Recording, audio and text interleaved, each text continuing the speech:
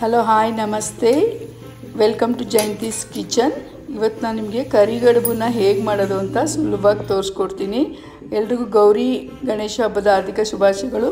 ಇದರಲ್ಲಿ ಮೈದಾ ಯೂಸ್ ಮಾಡಬಾರ್ದು, ಹಾಗೆ ತೋರಿಸ್ಕೊಡ್ತೀನಿ ಸಿಂಪಲ್ಲಾಗಿ ಹೇಗೆ ಮಾಡೋದು ಅಂತ. ಬನ್ನಿ ನೋಡೋಣ. ನೋಡಿ, ಈ ಥರ ಮಾಡಬೇಕು. ಫಸ್ಟು ಬೌಲ್ಗೆ 1.5 ಕಪ್ಪು ಚಿರೋಟಿ ರವೆ ಹಾಕ್ಕೊಳ್ಳಿ. ಮೈದಾ ಯೂಸೇ ಮಾಡೋದು ಬೇಡ ಇದಕ್ಕೆ, ಓನ್ಲಿ ಚಿರೋಟಿ ರವೆ ಮತ್ತು ಅರಿಶಿನ, ಸ್ವಲ್ಪ ಚಿಟಿಕೆ ಅರಿಶಿನ, ಉಪ್ಪು. ಅರಿಶಿನ ಬೇಕಾದ್ರೆ ಹಾಕ್ಕೊಳ್ಳಿ, ಹಾಕಿದ್ರೆ ಚೆನ್ನಾಗಿರುತ್ತೆ ಅಂತ ಹಾಕ್ಕೊಂಡೆ. ತುಪ್ಪನ ಕಾಯಿಸ್ಬಿಟ್ಟು ಒಂದು 2-2.5 ಸ್ಪೂನ್ ಹಾಕ್ಕೊಂಡು ಈ ಥರ ಮಿಕ್ಸ್ ಮಾಡ್ಕೊಳ್ಳಿ. ಇನ್ನೂ ನನ್ನ ಚಾನಲ್ ಸಬ್ಸ್ಕ್ರೈಬ್ ಮಾಡಿಲ್ಲ, ಪ್ಲೀಸ್ ಸಬ್ಸ್ಕ್ರೈಬ್ ಮಾಡಿ, ಲೈಕ್ ಮಾಡಿ, ಶೇರ್ ಮಾಡಿ, ಕಮೆಂಟ್ ಮಾಡಿ. ಈಗ ಉಗುರು ಬೆಚ್ಚ ನೀರಲ್ಲಿ ಸ್ವಲ್ಪನೇ ಹಾಕ್ಕೊಂಡು ಈ ಥರ ಮಿಕ್ಸ್ ಮಾಡ್ಕೋಬೇಕು. ನೋಡಿ, ಈ ಥರ ಉಗುರು ಬೆಚ್ಚ ನೀರು ಅಷ್ಟೇ, ಈ ಥರ ಹಾಕ್ಕೊಂಡು ನಾದ್ಕೋಬೇಕು ಚೆನ್ನಾಗಿ.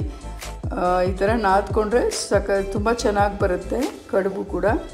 ನೋಡಿ, ಈಗ ನಾದ್ಕೊಂಡಿದ್ದೀನಿ, ಆಗಿದೆ. ಇದನ್ನೊಂದು 10 ಮಿನಿಟ್ಸು ಮುಚ್ಚಿಟ್ಬಿಡಿ. ಅಷ್ಟರಲ್ಲಿ ನಾವು ಇದಕ್ಕೆ ಹೂರಣ ಮಾಡ್ಕೊಳ್ಳೋಣ. ಒಂದು ಕಪ್ಪು ಕಾಯಿ ತೊಗೊಂಡಿದ್ದೀನಿ, ಅದಕ್ಕೆ 1/2 ಕಪ್ಪು ನೀವು ಬೆಲ್ಲ ಹಾಕ್ಕೋಬೇಕಾಗುತ್ತೆ. ಹಾಕ್ಕೊಂಡು ಚೆನ್ನಾಗಿ ಸಣ್ಣ ಉರಿಲಿ ಮಿಕ್ಸ್ ಮಾಡ್ಕೊಳ್ಳಿ. ಇದು ಕೂಡ ತುಂಬಾ ಸುಲಭ ಈ ಮೆಥಡು. ನೋಡಿ, ಈ ಥರ ಮಿಕ್ಸ್ ಮಾಡ್ತಾಯಿದ್ದೀನಿ. ಒಂಚೂರು ಏಲಕ್ಕಿ ಪುಡಿನೂ ಹಾಕ್ಕೊಳ್ಳಿ. ಇದು ಒಂದು 5 ಮಿನಿಟ್ಸ್ ಆದರೆ ನಿಮಗೆ ಹೂರಣ ರೆಡಿ ಆಗಿಬಿಡುತ್ತೆ. ಒಂಚೂರು ತುಪ್ಪ ಒಂದು 1/2 ಸ್ಪೂನ್ ಹಾಕ್ಕೊಳ್ಳಿ, ಚೆನ್ನಾಗಿರುತ್ತೆ. ನೋಡಿ, ಈ ಥರ ಮಿಕ್ಸ್ ಮಾಡ್ತಾ ಇರಬೇಕು.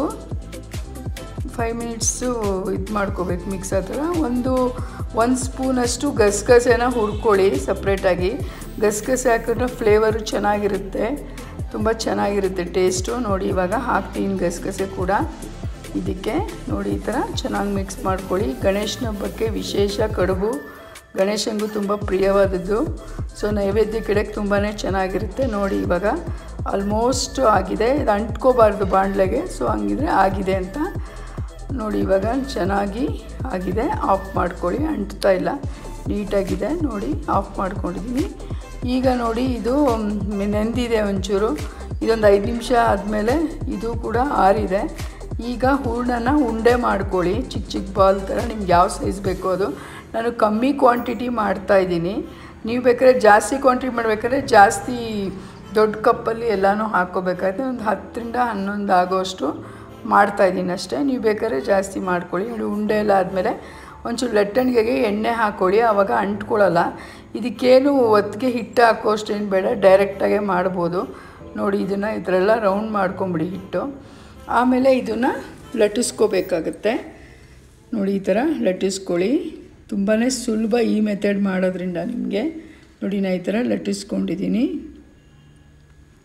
ನೋಡಿ, ಇಷ್ಟಾದರೆ ಸಾಕು. ಆಮೇಲೆ ಮೋಲ್ಡ್ ಬರುತ್ತೆ ಕಡುಬುದು, ಅದಕ್ಕೆ ಹಿಂಗೆ ಹಾಕ್ಬಿಟ್ಟು ನೀವು ಹೂರಣನ ಇದು ಮಾಡಿ ಪ್ರೆಸ್ ಮಾಡಿ ನೀಟಾಗಿ ಅದು ಬರುತ್ತವಾಗ. ನೋಡಿ, ಈ ಥರ ಶೇಪ್ ಬರುತ್ತೆ ಪ್ರೆಸ್ ಮಾಡಿದ್ಮೇಲೆ. ವಾವ್, ಸೂಪರಾಗಿದೆ ಅಲ್ವಾ ಕಡುಬು ಶೇಪು. ನೋಡಿ, ಇಷ್ಟೆಲ್ಲ ಮಾಡ್ಕೊಂಡಿದ್ದೀನಿ. ಈಗ ಒಂದು ಬಾಣಲೆಗೆ ಎಣ್ಣೆ ಹಾಕ್ಕೊಳ್ಳಿ ಸ್ವಲ್ಪ. ಅದು ಮುಳುಗೋಷ್ಟು ಎಣ್ಣೆ ಹಾಕ್ಕೊಂಡ್ರೆ ಸಾಕು. ಎಣ್ಣೆ ಕಾದ್ಮೇಲೆ ನಾವೇನು ಮಾಡಬೇಕು, ಎಲ್ಲ ಒಂದೊಂದೇ ಹಾಕ್ಕೊಂಡು ಸಣ್ಣ ಉರಿಲಿ ಕರಿಬೇಕು. ಈ ಥರ ಮಾಡೋದ್ರಿಂದ ಕಡುಬು ಕೂಡ ಸೂಪರ್ ಟೇಸ್ಟ್ ಇರುತ್ತೆ. ನೀವು ಎಲ್ಲ ಟ್ರೈ ಮಾಡಿ ನೋಡಿ. ಸ್ವಲ್ಪ ನೋಡಿ ಆದಮೇಲೆ ಹಿಂಗೆ ತಿರುಗಿಸ್ಕೋಬೇಕು, ಎಲ್ಲ ಕಡೆ ಇದಾಗಬೇಕಲ್ಲ, ಸೊ ಈ ಥರ ತಿರುಗಿಸ್ಕೋಬೇಕು. ನೋಡಿ, ಆಗ್ತಾ ಇದೆ, ಕಡುಬು ರೆಡಿ ಆಗ್ತಾ ಇದೆ. ನೀವು ಎಲ್ಲರೂ ಟ್ರೈ ಮಾಡಿ ಇದೇ ಥರ. ಕಮೆಂಟಲ್ಲಿ ಹಾಕಿ ಹೇಗಿತ್ತು ಅಂತ. ನೋಡಿ, ಈಗ ಆಲ್ಮೋಸ್ಟು ಆಯಿತು. ಎಲ್ಲರೂ ಇದು ಕಡುಬು ಮಾಡಿ, ಸೂಪರಾಗಿರುತ್ತೆ ಈ ಥರ ಮಾಡೋದ್ರಿಂದ. ಗಣೇಶನ ಹಬ್ಬಕ್ಕೆ ಪ್ರಿಯವಾದ ಕಡುಬು ಮಾಡಿ ನೈವೇದ್ಯಕ್ಕಿಡಿ.